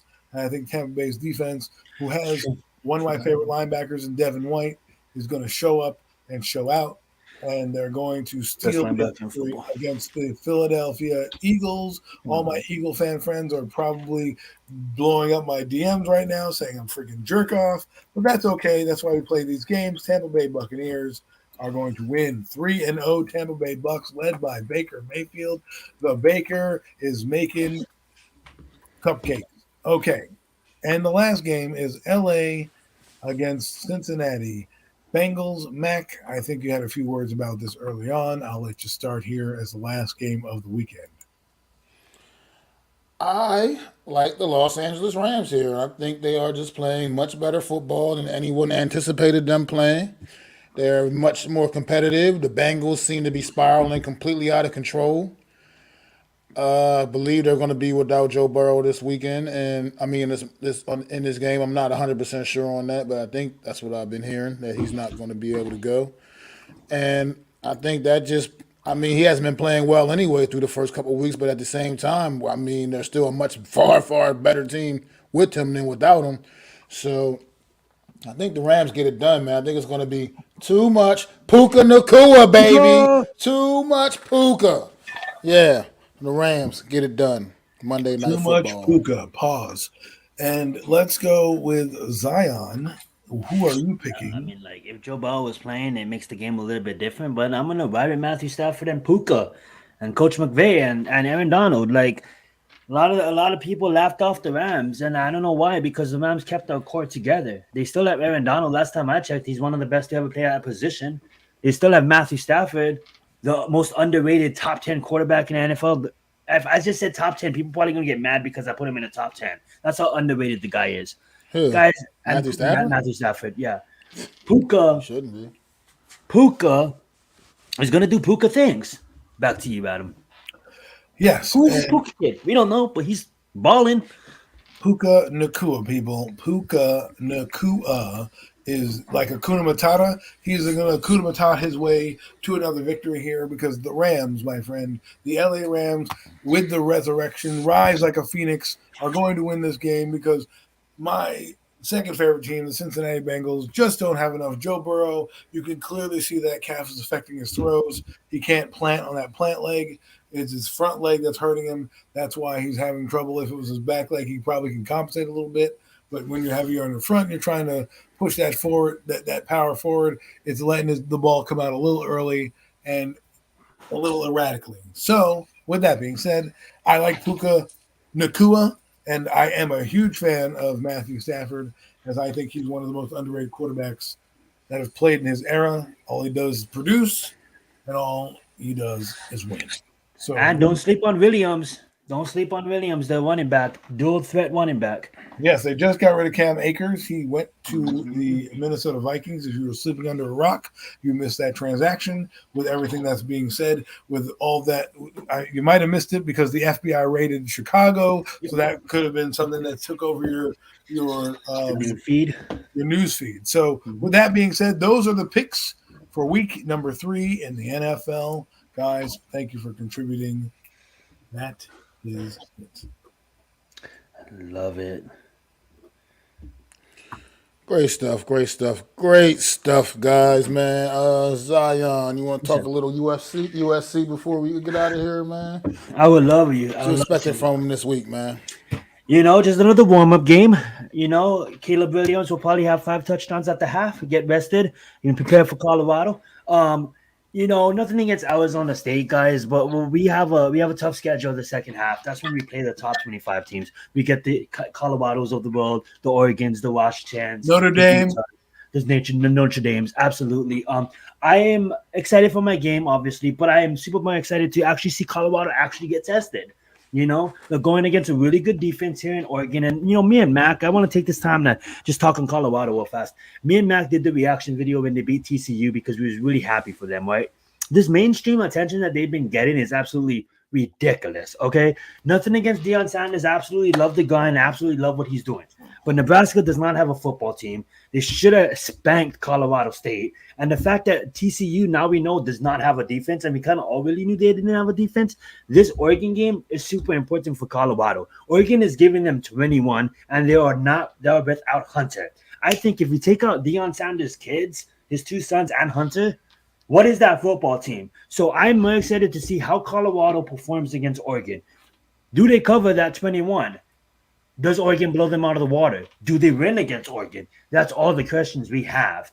And I just can't wait to see that that Colorado game against Oregon, because next week we see Colorado, and we're probably going to be the toughest out yet. So I hope, pray that they can beat Oregon and we can handle them. That's just the way I want it to be.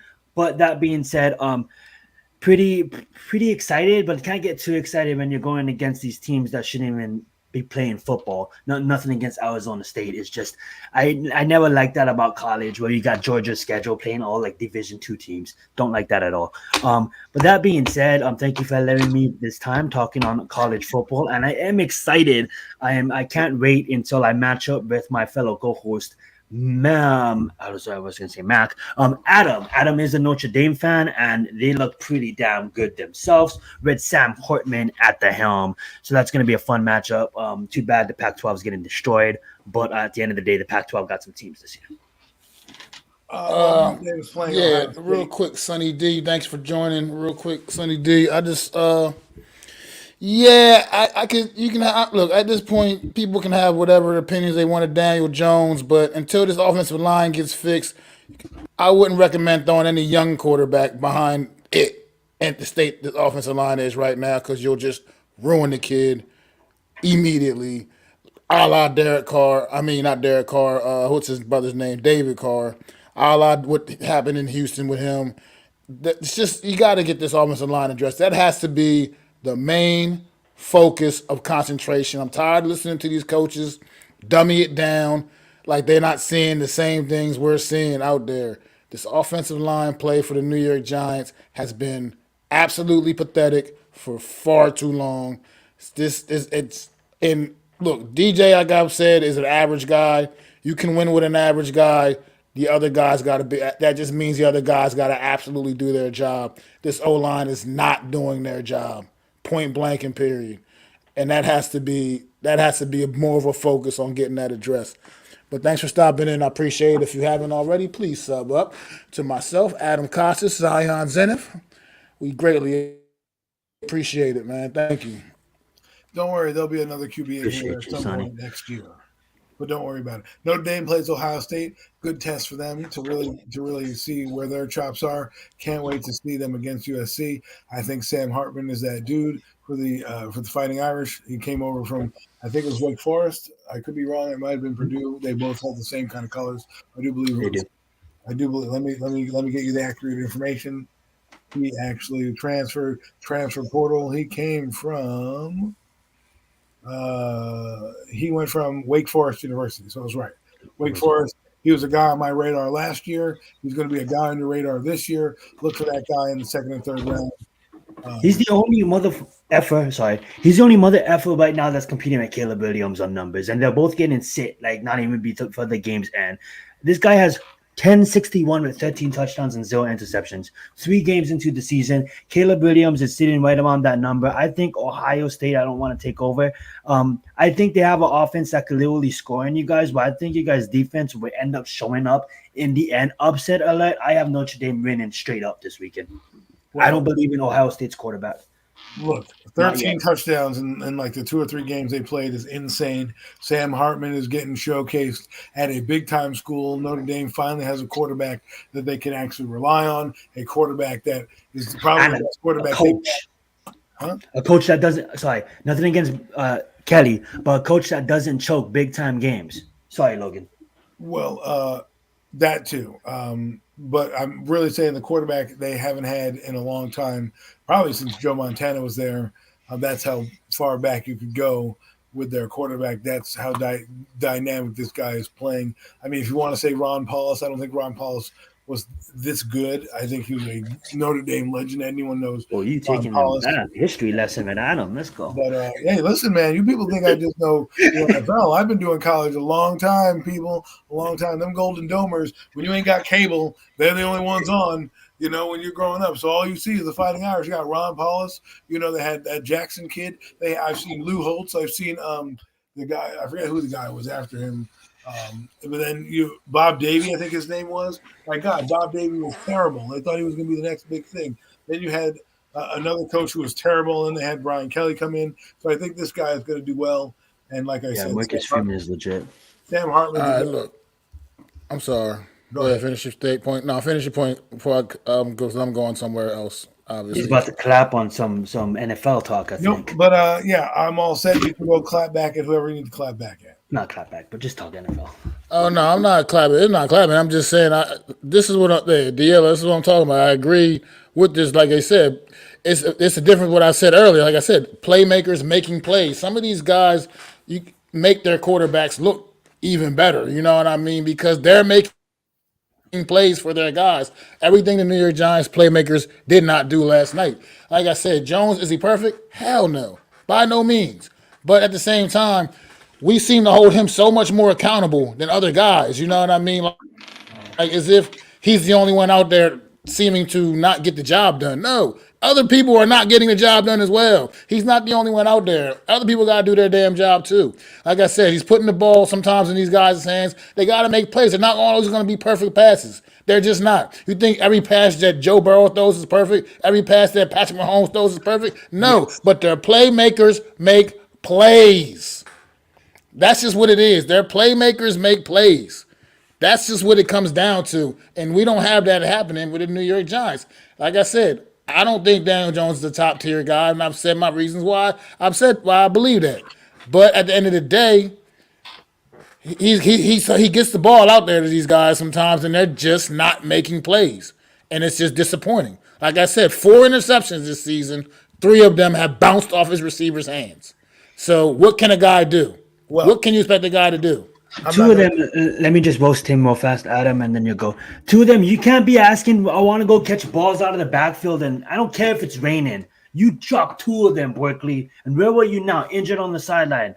Yeah, I'm not trying to be a dick. I'm just saying you can't. I want to be more receiving and drop 2 like that. That's easy catchable balls. You shouldn't have dropped it. No, Berkeley's the best player on this damn team, so I'm not going to roast him, but I agree 100%, Matt. Go right ahead, Adam. Well, I'm not going to go down the rabbit hole because he's already my narrative is being written for me. So whether we want to agree or disagree, that's fine. But I'm done with talking about DJ because, again, I already told you what he does. He's great against bad teams. He's terrible against good teams, and I'll leave it at that.